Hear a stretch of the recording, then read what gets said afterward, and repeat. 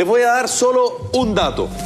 Fíjense que para producir 1 kilo de carne de vacuno se necesita usar 7 kilos de cereales como forraje. Lo que de alguna manera te demuestra el desbalance que existe respecto a lo que tú necesitas para que ese animal finalmente se alimente y sea para consumo humano.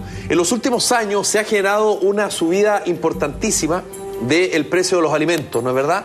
Lo que de alguna manera afecta ¿a quién? A los sectores más necesitados, claro, que son los que gastan relativamente son los más sensibles o prácticamente todo su salario, ¿no es verdad?, en alimentos. No tienen capacidad de ahorro, menos de inversión, y prácticamente todo su dinero va, pero fundamentalmente en alimentos. Y yo hablo desde chileno medio, es como ir al supermercado a comprar lo básico para la semana, te tiráis 50 lucas. Ahora, el tema es potente, es grave. ¿Por qué? Bueno, porque afortunadamente en Chile efectivamente hay pobreza, hay extrema pobreza. Pero hace mucho tiempo que en Chile no hay alguien que se muera de hambre. Pero hay países del tercer mundo que efectivamente miles de millones de personas al año mueren de hambre. Pongan atención porque le voy a presentar al siguiente personaje que es muy importante en la historia que les voy a contar. Eres Jan Ziegler. Nació el 19 de abril del año 1934 en Thun, Suiza, ex relator especial de Naciones Unidas para el Derecho a la Alimentación. Es vicepresidente del Consejo Asesor del Consejo de Derechos Humanos de Naciones Unidas. Este es un tipo que sabe respecto al tema de la alimentación, y no solo eso, sino que además conoce al dedillo las cifras oficiales, que habitualmente las cifras oficiales tienden de alguna manera a esconder ciertas realidades, ¿no es verdad?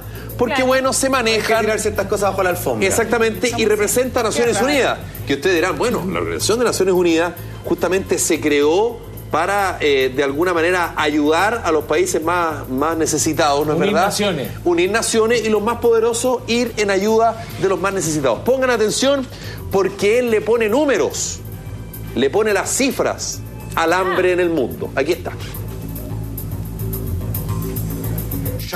Cada día, 100.000 personas mueren de hambre o por sus consecuencias inmediatas. Cada 5 segundos, el pasado año, murió de hambre un niño de menos de 10 años. Y 856 millones de personas, 1 de cada 6 habitantes del planeta, viven grave y permanentemente desnutridas. Sin embargo, el propio Informe Mundial sobre Alimentos de la FAO, que nos facilita esas cifras sin que nadie las cuestione, asegura que la agricultura mundial, con el actual desarrollo de su fuerza de producción, podría alimentar sin problemas, es decir, con 2.700 calorías por día y adulto, a 12.000 millones de seres humanos, es decir, prácticamente el doble de la humanidad. En otras palabras, no hay fatalidad alguna. Un niño que muere de hambre es asesinado. Es interesante lo que él dice, porque... Además, impactante, cada 5 segundos que se muera de hambre. Siempre dice por lo menos que hay capacidad de alimento para todas las personas con 2.700 calorías diarias, pero no solo para todos, sino que, como dice Laurita, para el doble de la población. La pregunta es, ¿por qué se muere gente de hambre? Porque yo creo que si uno pone... Esa es la pregunta. Si uno hace un mapa... Y este mapa le pone colores, identifica las zonas donde hay más gente que muere de hambre, porque es cosa de ir coloreando, como cualquier mapa, acá cualquier persona colorea el mapa. Acá uno va a dar cuenta que África es un manchón más grande que Latinoamérica, claro, que Chile, que Estados Unidos. El promedio sale allá. El punto es, ¿quién le va a pasar el alimento a ellos? ¿Quién me lo compra? ¿Quién me paga el alimento? ¿Quién se hace cargo de eso? ¿Quién paga? Claro, porque claro, hay alimento, pero ¿quién lo compra para esa gente? Qué gran cantidad de gente. Pero alguien tiene que hacerse cargo, po. Alguien debiera. O sea, estamos hablando de la ONU, no sé, pero alguien que... ¿Cómo va a haber alimento de sobra y el doble de cantidad y la gente cada 5 segundos va a morir una persona de hambre? El problema es que Ziegler... Y en algunos países el índice de obesidad mórbida hasta que... Exactamente, y ahí donde se te genera el descuadre y uno se pierde. Pero este tipo, Jan Ziegler, desarrolla algo que seguramente a nosotros nos pasa por la nariz y no nos damos cuenta. Porque, como lo hablábamos hace poco rato, andamos apurados, andamos preocupados de llevar las lucas a la casa, en fin. Pero la pregunta es... si es que efectivamente los alimentos dependen única y exclusivamente con los cultivos. No. porque ustedes no lo crean, los alimentos, la papa, el trigo, el maíz, el choclo, el tomate, se transa igual que una acción. Se transa en el mercado de valores. ¿Cómo? Pongan atención porque nuestro amigo Ziegler lo explica mucho mejor. ¿Cómo se establece el precio de los alimentos en el mundo? Lo fija el Commodities Stock Exchange de Chicago, la bolsa de las materias primas agrícolas de Chicago, conforme a las técnicas bursátiles, según los criterios del capitalismo financiero de la bolsa, con contratos a término, con especulaciones, etc. Hay 7 grandes bancos que prácticamente dominan el comercio mundial del trigo, de los cereales, del arroz, de los alimentos del mundo. La gente muere de hambre por culpa de las cotizaciones bursátiles. Por eso los precios de la alimentación deberían negociarse contractualmente entre los estados. Es indispensable romper el sistema de la bolsa. La bolsa no puede fijar el precio de los alimentos. Los alimentos no son una mercancía como cualquier otra.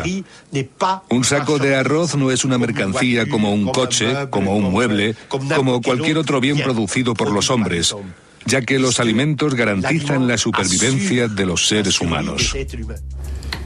Claro, lo que está diciendo él es súper bonito lo que está diciendo él. Es súper lindo que diga que... lógico. Sí, claro, que un saco de maíz, un saco de harina no es una mercancía, pero claro, efectivamente es una mercancía. Sí. Hay un proceso industrial donde tú pesáis, medís, hay todas unas planillas, hay un sistema de comercio, una cadena de distribución, canal de distribución, paga, bandas de precio, entonces... ¿Qué haces con eso? Claro, pero lo que pasa es que al final, cuando uno ve estas cifras, no te cuadra. Y no te cuadra porque acá claramente el mercado no está funcionando. Porque se supone que el mercado funciona, no sé si perfecto o relativamente perfecto, cuando las necesidades de alguna manera tienden a satisfacerse. Pero cuando estamos tan lejos de eso, y no solo eso, sino que además, como decía la Laurita, hay una distorsión grave que tiene que ver con la obesidad mórbida. Porque la obesidad mórbida no solo significa que esa persona está comiendo más que el del lado, sino que lo que está es señalándote además que hay una sobreproducción de alimentos para que tú te sobrealimentes versus lo que le está pasando a un niñito en algún país de centro, de África del centro, que no tiene ninguna posibilidad siquiera de poder comer, de poder alimentarse mínimamente para poder desarrollarse, porque si es que logra al menos tener, no sé, el 10% de las calorías mínimas de un ser humano, finalmente o ese niño va a morir, va a terminar siendo un narcotraficante, va a terminar siendo un guerrillero y finalmente va a morir a los 15 años con una desnutrición espantosa. Déjame hacerte la siguiente comparación. En Chile hay un 2% de la población que engorda, manos llenas todos los años y está por allá. Y el resto de la población enflaquece. Es lo mismo, la desigualdad, la distribución económica, un tema de mercado. Pero no porque esté así, perdona, es mi modesta opinión, no porque así sea está bien. No, la gente está diciendo que esté bien eso. Por eso es que yo creo no, hay muchas cosas que están mal. Por eso creo yo que hay una distorsión brutal respecto a esto. Totalmente. Entonces, no nos quedemos solo con que el arroz subió, no tengo idea, 15 pesos en los últimos 8 meses y las papas subieron 22 pesos el kilo en el último año. Porque detrás de eso hay algo súper importante y que tiene que ver con la especulación. Sí, pero oye, yo quiero dar un dato algo. Perdóname, Laurita, un segundo. Lo que pasa es que tú estás hablando, claro, lo que dice Gonzalo, que hay un 2% de la población que engorda. Se refiere a, claro. Sí, claro, no, a lo que voy yo es que en realidad tampoco engordan ellos el bolsillo, engordan todo. Claro, es un tipo de claramente es como una metáfora decir eso. Pero cuando tú hablas que también existe mucha gente que en realidad tiene menos recursos económicos y engorda físicamente hablando de una manera tremenda porque se alimentan mal, porque se alimentan de pan y a la hora de elegir las comidas, que nosotros lo hemos hablado acá en el programa, tampoco pero ellos no es más de hambre, asequible. De otras cosas. Claro, pero es mucho más, está más cercano y más real comprar el pan que comprar manzanas, tomate, lechuga, y es menos el proceso de trabajo también, hay menos esfuerzo y es más caro, claramente. Y hay menos esfuerzo, pero también hay menos posibilidades. O sea, también es súper difícil juzgar o tratar de criticar algo que a mí me parece que es complejo y que es difícil, lo que decía la Laurita, que a mí me parece que es mucho menor, que la gente vive y se gasta gran cantidad de su sueldo en alimentar a una familia. Bueno, por eso el y bono. Alimentar a una familia grande es caro. Por eso el bono que se entrega el 21 de mayo, es por eso. Sí, a todo esto que veníamos conversando de que hay gente que va aumentando el índice de obesidad mórbida. La otra vez estaba mirando un video de Haití y ¿saben qué comen algunas personas? Basura. No, galletas de tierra. Galletas de tierra y agua, mientras que hay gente que come y más encima no tienen cultura para comer porque comen comida chatarra y eso, hay gente que come galletas de tierra. O sea, eso no lo he escuchado nunca. Pero también está el negocio, porque esto, ya lo vimos, es un negocio. ¿Qué pasa cuando los países que son desarrollados o que van en vías de desarrollo pero a una velocidad exponencial, se les acaba la tierra y necesitan producir alimentos para esa demanda interna que aumenta exponencialmente?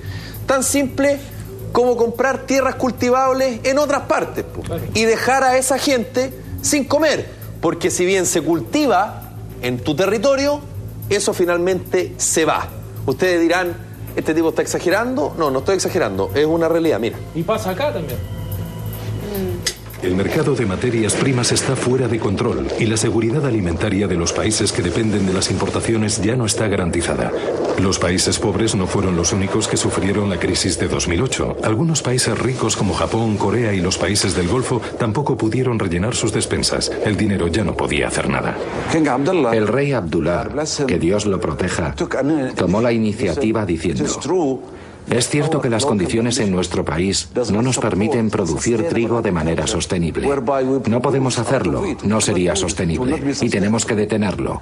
Pero si reducimos la producción en Arabia Saudí, debemos trasladarla a otra parte. Para ellos, la solución más obvia era ir a países con tierras cultivables y ocuparse ellos mismos de cultivar lo que necesitaran y traerse la cosecha a su país. La idea principal era no depender del mercado internacional de productos alimentarios. También están buscando tierras en Filipinas, Vietnam y Camboya, e incluso van hasta Argentina, Uruguay, Brasil. Buscan tierras, agua y gobiernos favorables que quieran conseguir esas inversiones. Pero mira lo que dijo, gobierno favorable. Es como que un país se baje los pantalones y en definitiva le diga: compadre, quiero todo ese paño y todos los beneficios para mí, y si me queda algo te dejo la cola. Claro, y te compro. Plata. Y te compro, ¿no es verdad? A un precio ni tan bueno tampoco. Ni tan bueno tampoco, te compro el paño. Y esos alimentos van para mi población o quien yo quiera. Exacto. ¿No es verdad? A quien yo quiera vender. Y al precio que yo quiera. Porque así como se interviene en otros países para hacer guerras, para dictaminar lo que hay que hacer, perfectamente podría poner, qué sé yo, una ley de protección a todos estos países que están ahí muertos de hambre, porque me va a decir que no queremos intervenir en sus culturas, que no los entendemos, no queremos, a lo mejor para ellos es normal y natural sentirse así. Las pelotas. ¿Quién va a querer? Oye, pero fíjate que si uno va al supermercado, o sea, tú veis que hay fruta de exportación, que es más linda la manzana, que todo tiene otro color, que se pasó, pero vale mucho más, y además es así unos módulos muy chicos donde está esa fruta o esas verduras también, y tú decís, esa fruta se va toda para afuera, o sea, y dice, además no te están engrupiendo, fruta de exportación. Y además que está genéticamente alterada. Claro, entonces tú decís, estáis pagando por algo que se hace acá, que se cultiva en este país, que se cosecha, que todo el proceso, pero que se hace para venderlo para afuera. Entonces, si tú querés comprarlo, tenés que pagar mucho más. Esa manzana grande que tú estás mirando, tú la tomas y a lo mejor es de exportación, la que iba para afuera, pero la tomaron, la miraron y porque tiene una pequeña rifa quedó acá. Ni siquiera es la perfecta. Claro, ni siquiera es la perfecta. Oye, de las cosas potentes que también tiene que ver con los alimentos, nosotros ayer hablábamos respecto al petróleo, pero también se ha ido desarrollando energías más limpias, ¿no es verdad? Porque, bueno, muchos países se están preparando. Las ERNC. Exactamente, las energías renovables no convencionales. El tema es, ¿qué pasa que cuando tú te preocupas que tu automóvil no contamine, ¿no es verdad? O contamine relativamente menos que con petróleo, por ejemplo, lo que tú estás haciendo es quitarle de la boca alimento a un niño en África, por ejemplo. ¿Por qué? Bueno, porque de los alimentos te está haciendo el combustible. ¿Del alimento? El biocombustible. El biocombustible. Sí. Mire, pues, por supuesto. Pero cómo me sorprende, Felipe, por Dios. Un auto a grano. Estados Unidos destina ya una tercera parte de su cosecha de maíz a producir etanol, el biocombustible que sustituye a la gasolina. En Brasil lo fabrican con caña de azúcar, un monocultivo que ha liberado a su flota de coches de la dependencia del crudo. Y Europa, donde el etanol se obtiene a partir de cereales, acaba de hacer una apuesta fuerte y decidida por los biocombustibles. El discurso es si 800 millones de habitantes, que somos los que disponemos de vehículo privado en el mundo, podemos poner en más peligro del que ya está la alimentación de los más de 6.000 millones de habitantes que somos en el planeta. La ciencia promete energías inagotables y limpias en el futuro. El problema está en el presente, porque estamos transformando cultivos alimentarios en comida para coches. Esperanzadoras cosechas de carburante verde para unos y para otros nueva amenaza planetaria. Como si sobrara, y no sobra. Muy cortito, Paco, para decir esto, hay supermercados ya en Estados Unidos y Europa que están juntando las cabezas de pescados, así como están escuchando en los interiores del alimento y lo están transformando en energía. La crisis de los alimentos y la sobrepoblación hoy acá en Así Somos, un llamado a la atención, una voz de alerta respecto a algunas de las realidades que están ahí dando vuelta.